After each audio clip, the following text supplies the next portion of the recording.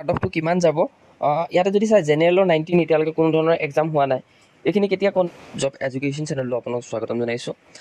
ইতিমধ্যে DME ৰিজাল্টৰ বিষয়ে আপোনালোকে গম পাইছে ইয়াতে আপোনালোকে যদি চাই DME বহুতে মোক সুধি আছিলে যে ড্ৰাইভাৰৰ পোষ্টৰ কেতিয়া পৰীক্ষা হ'ব আৰু লগতে একাউণ্টেণ্টৰ পৰীক্ষা হৈছে নাই এইটো মই ইমান ফিক্স নহয় কিন্তু ড্ৰাইভাৰৰ পদখিনি গ্ৰেড 3তে পৰে গতিকে এই ভেকেঞ্চিখিনি কেতিয়া পৰীক্ষা ল'ব কেতিয়া এপইণ্টমেণ্ট দিব বাকী নন টেকনিকেলৰ ৰিজাল্ট কেতিয়া দিব ইয়াৰ বিষয়টো সকলোৱে একেৰাহে সুধি থাকে আৰু লগতে কাট অফ ৰিলেটেড বহুতে প্ৰশ্ন কৰি থাকে যে কিমান নম্বৰ পাব লাগিব আৰু যিটো সম্পূৰ্ণৰূপে মই নিজে শুনিছোঁ সেই বিষয়টো আপোনালোকক ইয়াতে শ্বেয়াৰ কৰিম গতিকে ভিডিঅ'টো শেষলৈকে চাওক আৰু কিমান কাট অফ লাগিব আপোনালোকে পাবলৈ হ'লে বা ইচ্ছা কৰিবলৈ হ'লে যে এই ৰিজাল্টটো আহিবলৈ হ'লে কিমান মাৰ্কৰ ভিতৰত থাকিলে আপোনালোকক পোৱাটো বেছি সম্ভাৱনা থাকে আৰু কিছুমানৰ যিটো ইণ্টেনশ্যন হয় এইটো নাইকিয়া হৈ গৈছে যে ইয়াত যে চাকৰি পাম ইমানখিনি নম্বৰ কৰি এনেকুৱা ভাৱধাৰণা হৈছে গতিকে আমি এই সকলোখিনি আলোচনা কৰিম লগতে আৰু এটা মেইন ইম্পৰ্টেণ্ট কথাটোৱে হৈছে আপোনালোকৰ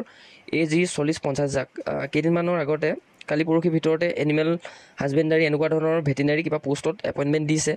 সেইবিলাক পোষ্টৰ কিন্তু ভাগকৈ দি আছে কাৰণ এই মেডিকেলৰ ভেকেঞ্চিখিনি প্ৰত্যেক বছৰে আগতে যিমানখিনি মেডিকেল ভেকেঞ্চি আহে সকলোবিলাক এনেকুৱা পেণ্ডিঙতে পেলাই থয় না আনচাৰ কি দিলে আপোনালোকক না ইয়াতে আপোনালোকৰ পেপাৰ ছল্ভৰ সকলোখিনি কথা দিলে কোনো ধৰণৰ ইয়াতে মন্তব্য দাঙি নধৰে পাছৰ পৰ্যায়ত এনেকৈ সকলোবিলাক লুপ্ত কৰি ৰাখে গতিকে আমি সকলোখিনি কথা ডিছকাছ কৰিম ভিডিঅ'টো শেষলৈকে চাব আৰু এই 40-50 হাজাৰ চাকৰি একেলগে দিলে এটা নিযুক্তি নহয় কাৰণ বয়সৰ এটা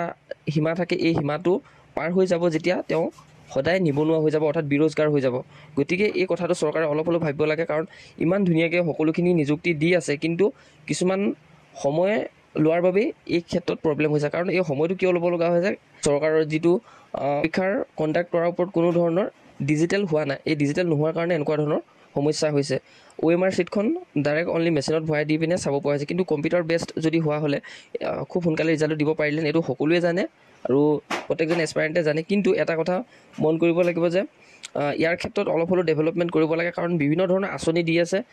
অৰুণোদয় আঁচনি বিভিন্ন ধৰণৰ মানুহক দি আছে কোনো ধৰণৰ এইবিলাক আঁচনিয়ে সফল নকৰে এইবিলাক ডেভেলপ কৰিব লাগে এনেকুৱা ধৰণৰ এক্সামৰ ক্ষেত্ৰত যে এটা কম্পিউটাৰ ডিজিটেল জোন উলিয়াব লাগে যেনেকৈ SSC ক্ষেত্ৰত উলিয়ায় ঠিক তেনেকৈ যদি এইবিলাক টকা পইচা যদি তাত লগোৱা হ'লে তেতিয়া বহুতখিনি ডেভেলপমেণ্ট হ'লহেঁতেন আৰু নিবনুৱা ঘৰৰ ল'ৰা এটা চাকৰি পাই পিনে ঘৰখন চলাব পাৰিলেহেঁতেন প্ৰত্যেক বছৰে যদি অৰুণোদয় নিদিয়াকৈ হ'লহেঁতেন কিন্তু এই কথাখিনি আমি কিয় ডিছকাছ কৰিবলৈ লৈছোঁ বহুতখিনি কথা আছে ইয়াতে DME ৰিজাল্ট ইমান দিন হৈ গৈছে কোনো ধৰণৰ ইয়াতে এতিয়ালৈকে কোনো ধৰণৰ খা খবৰ নাই এনেকুৱা ক্ষেত্ৰত বহুত ল'ৰা ছোৱালীৰ মনটো ডাউন হৈ গৈছে চ' আমি সকলোখিনি কথা ডিছকাছ কৰোঁ ব'লক তেনেহ'লে ভালকৈ আপোনালোকে DME যিটো grade 3 non technical written examination আপোনালোকৰ 30 মাৰ্চত হৈছিলে আৰু 765টা পোষ্টত হৈছিলে তাতে একাউণ্টেণ্ট ভেকেঞ্চি এক্সাম হোৱা নাই আৰু লগতে ইয়াতে যিটো ড্ৰাইভাৰ পোষ্টৰ ভেকেঞ্চিখিনি এতিয়ালৈকে কোনো ধৰণৰ এক্সাম হোৱা নাই এইখিনি কেতিয়া কণ্ডাক্ট কৰিব আৰু কেতিয়া ৰিজাল্ট পাব সকলোবিলাক যদি ৰিজাল্ট 10 অক্টোবৰতে যদি এপইণ্টমেণ্ট দিয়ে তেনেহ'লে ইয়াৰ এই কামখিনি পিছৰ হৈ যাব নেকি অৰ্থাৎ বহুতে মোক সুধিছে 2026ত ৰিজাল্ট দিব নেকি এতিয়া এটা কথা কওঁ 2026ত হ'লেতো আৰু বহুত ল'ৰা ছোৱালীয়ে নিবনুৱা হৈ যাব 2026 বুলিও এতিয়ালৈকে কোৱা নাই না কিবা আপডেট দিছে কিবা এটা আপডেট হ'লেও দিব লাগে যে ৰিজাল্ট কেতিয়া দিব তেনেকুৱা ক্ষেত্ৰত কোনো ধৰণৰ এতিয়ালৈকে জনোৱাই নাই আৰু লগতে মাননীয় হিমন্ত বিশ্ব শৰ্মা ছাৰে কৈছিলে যে ইয়াৰ আনচাৰ কি এক্সাম হোৱাৰ এসপ্তাহৰ ভিতৰত পাব্লিছ কৰিব আপোনালোকে পালেনে কোনো ধৰণৰ নাই পোৱা এতিয়া এটাই কথা হৈছে ডকুমেণ্ট ভেৰিফিকেশ্যন কেতিয়া হ'ব কম্পিউটাৰ টেষ্ট কেতিয়া হ'ব ৰিজাল্ট কেতিয়া দিব তেতিয়াহ'লে ইয়াৰ সময় পৰিপ্ৰেক্ষিত সময় কিমান আছে বেছি সময় নাই আছোন আজি June July August September October এই কথাখিনি লৈ পিনে বহুত ল'ৰা ছোৱালী কনফিউজন এতিয়া এটাই কথা কওঁ আপোনালোকে যিসকলে এই এক্সামটো দিলে যদি কওঁ কাট অফটো কিমান যাব আপোনালোকে এটা কথা ক'ব পাৰি যে কাট অফটো মোৰ লগৰ ৰুমমেট এজনৰ আগৰ যিটো DMEত পাইছিলে তেওঁৰ 92 থকা এজনে পোৱা নাছিলে কিন্তু 94 থকা এজনে পাইছে গতিকে এতিয়া এইটো কথাৰ পৰা ক'ব পাৰি যে আপোনালোকৰ এই এক্সামটো পাছ কৰিবলৈ হ'লে 100ৰ ভিতৰত আপোনালোকে 94 পাবই লাগিব আৰু এইবাৰ এক্সামৰ পেপাৰটো বহুতখিনি ইজি আহিছে 95 মুঠতে 90+ যদি আছে কিবা এটা আশা কৰিব পাৰি যদি আপোনাৰ 90তকৈ কম আছে 90 নম্বৰতকৈ তেতিয়া আপুনি আশা কৰাটো ইয়াতে আশা কৰিব নোৱাৰে কাৰণ এক্সাম বহুত ল'ৰা ছোৱালী ইয়াতে এপিয়াৰ হোৱা নাই তথাপিও কিন্তু কম্পিটিশ্যনটো তেনে ক্ষেত্ৰত বহুতখিনি কম আপোনালোকে দেখিছে যিসকলে এক্সাম দিব গৈছে একেবাৰে ল'ৰা ছোৱালী নাই ৰুমত 15 16 17 এনেকুৱা ধৰণৰ এটা ৰুমত আছে গতিকে তেনে ক্ষেত্ৰত হয়তো কম্পিটিশ্যনটো কমি যাব পাৰে সেইকাৰণে মই কাট অফৰ কথা নকওঁৱে বহুতে জনাই থাকে কাৰণে আপোনালোক কাট অফৰ বিষয়টো কৈ দিছোঁ যদি আপোনাৰ 90 ওপৰত আছে তেতিয়া আপুনি পোৱা চান্সটো থাকিব পাৰে এটা কথা ভাল কৰিছে কি সকলোবিলাক নিযুক্তি ভাল কৰি দিছে কিন্তু এনেকুৱা সময়ৰ বেছি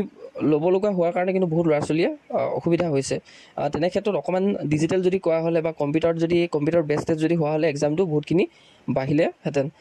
ৰিজাল্ট দিয়াৰ সম্ভাৱনা খুব সোনকাল হ'লহেঁতেন। এটা ৱেবছাইট আছিলে, ৱেবছাইটত মই চাইছিলোঁ যে কাট অফটো কিমান যাব।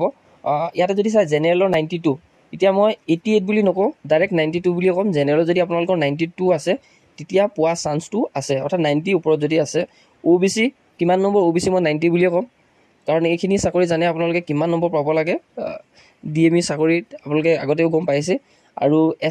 SC হ'লে আপোনালোকৰ 87 মান পাব লাগিব। ST সকলে আপোনালোকে পাব লাগিব 80, ইমানেই হ'ব কাট অফটো। কিন্তু এই যিটো আপোনালোকৰ ফাৰ্ষ্ট ডিজিট নাম্বাৰ এইকেইটা আপোনালোকে কেঞ্চেল কৰক, পিছৰ নাম্বাৰকেইটা ধৰক 80, 85, 90, 92 এনেকুৱা ধৰণৰ ভিতৰতে কিন্তু কাট অফটো যাব।